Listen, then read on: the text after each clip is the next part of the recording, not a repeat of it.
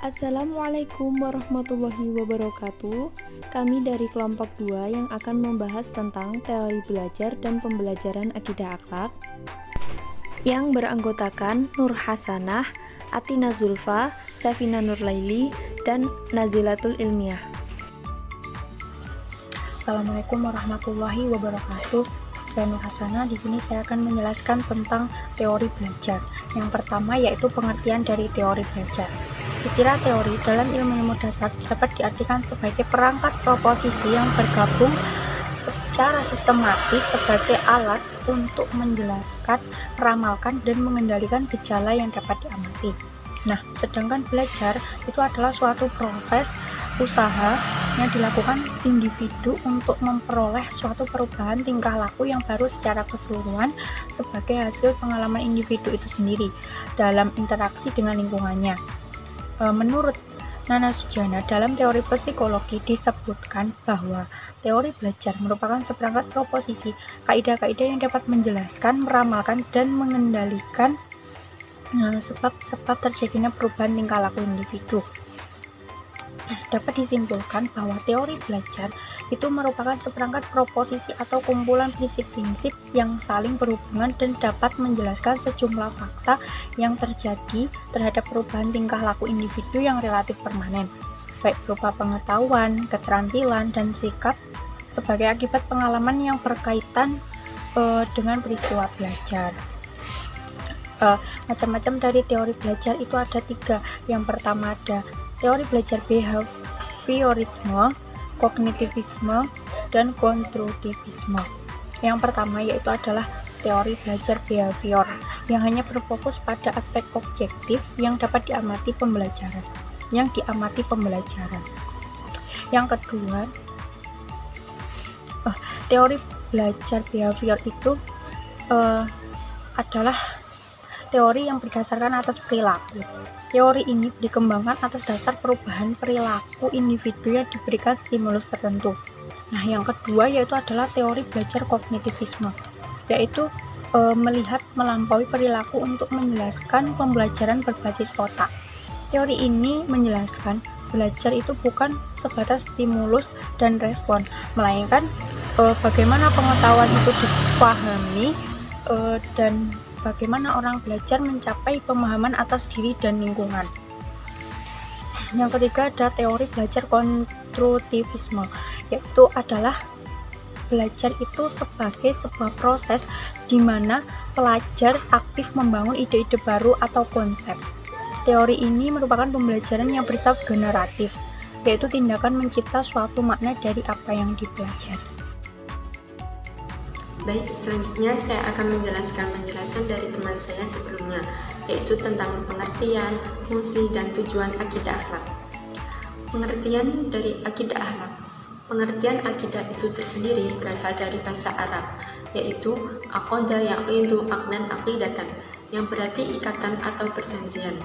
Artinya, sesuatu yang menjadi tempat hati, yang mana hati terikat kepadanya. Setelah terbentuk akidah, maka akan menjadi sebuah keyakinan. Adapun pengertian akidah secara istilah yaitu perkara yang wajib diyakini kebenarannya oleh hati sehingga menjadi suatu kenyataan yang teguh dan kokoh serta tidak ada keraguan dan kebimbangan di dalamnya. Adapun definisi akidah menurut para ahli diantaranya yaitu menurut Hasan al-Banna, akidah adalah beberapa perkara yang wajib diyakini kebenarannya oleh hati, menenteramkan jiwa, dan menjadikan keyakinan yang tidak ada keraguan dan kebimbangan yang mencampurnya.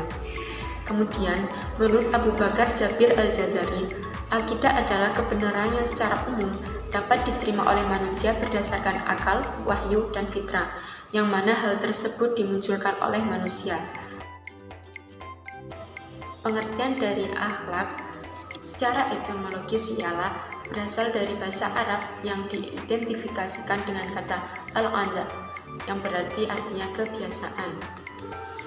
Dalam Kamus Besar Bahasa Indonesia, kata akhlak berarti budi pekerti atau kelakuan. Kemudian pengertian akhlak secara terminologi menurut para ulama. Menurut Imam Al-Ghazali, Akhlak adalah sifat yang tertanam pada jiwa manusia yang dapat menimbulkan perbuatan-perbuatan yang mudah dan gampang tanpa melalui pemikiran terlebih dahulu. Kemudian, akhlak menurut Ibnu Miskawi ialah keadaan jiwa seseorang yang mendorong terhadap perbuatan-perbuatan tanpa adanya pemikiran dan pandangan. Sedangkan pembelajaran akidah akhlak adalah sebuah proses perubahan tingkah laku maupun pengetahuan dengan melalui interaksi antara guru dan peserta didik di dalam kelas yang di dalamnya terdapat materi akidah akhlak. Secara substansial, mata pelajaran akidah akhlak itu memiliki kontribusi dalam memberikan motivasi kepada peserta didik untuk mempelajari dan mempraktikkan akidahnya dalam bentuk pembiasaan untuk melakukan akhlak terpuji dan menghindari akhlak tercela dalam kehidupan sehari-hari. Tujuan dari akidah akhlak. Adapun tujuan dari akidah akhlak untuk memupuk dan mengembangkan potensi-potensi ketuhanan yang ada sejak lahir. Selanjutnya yaitu menjaga manusia dari kemusyrikan, menghindari diri dari pengaruh akal yang menyesatkan. Tujuan utama dari akidah akhlak adalah agar setiap orang muslim itu memiliki sebuah budi pekerti yang baik dan tingkah laku yang sesuai dengan ajaran Islam. Fungsi akidah akhlak itu tersendiri yaitu sebagai penyebaran secara total kepada Allah dengan meniadakan sama sekali kekuatan dan kekuasaan di luar Allah yang dapat mendominasi dirinya. Kemudian keyakinan terhadap fungsi selanjutnya yaitu keyakinan terhadap Allah yang menjadikan orang memiliki keberanian untuk berbuat karena tidak ada baginya yang ditaati selain melanggar perintah Allah. Fungsi selanjutnya yaitu keyakinan dapat membentuk rasa optimis menjalani kehidupan karena keyakinan tauhid menjamin hasil yang terbaik yang akan dicapainya secara ruhaniah. Karena itu, seseorang muslim tidak pernah gelisah dan putus asa. Ia tetap berpikir dengan penuh semangat. Selanjutnya yaitu nilai-nilai pembelajaran akidah akhlak.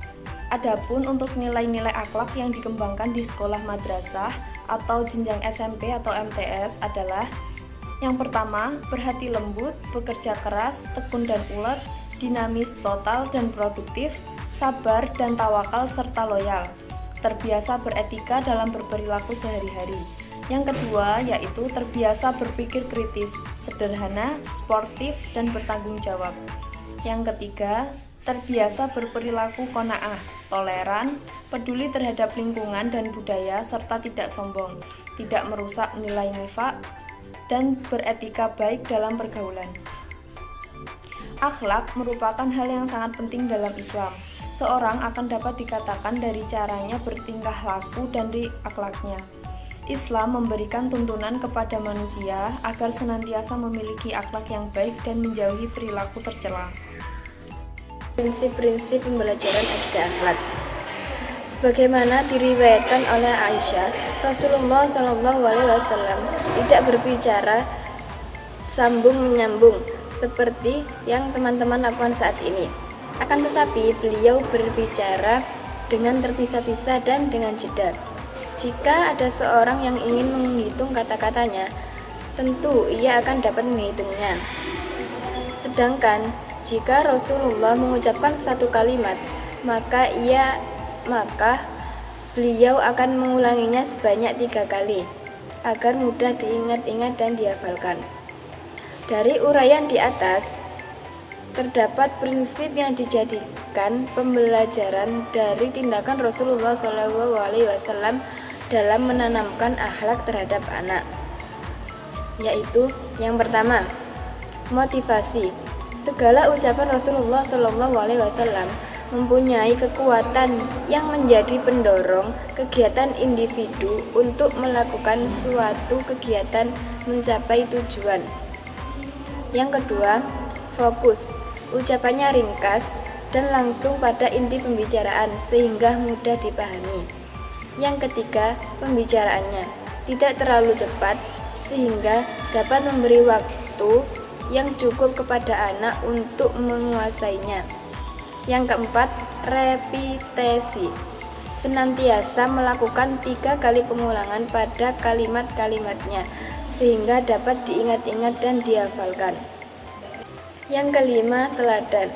serasi antara ucapan dan perbuatan yang dilandasi dengan niat yang tulus karena Allah SWT.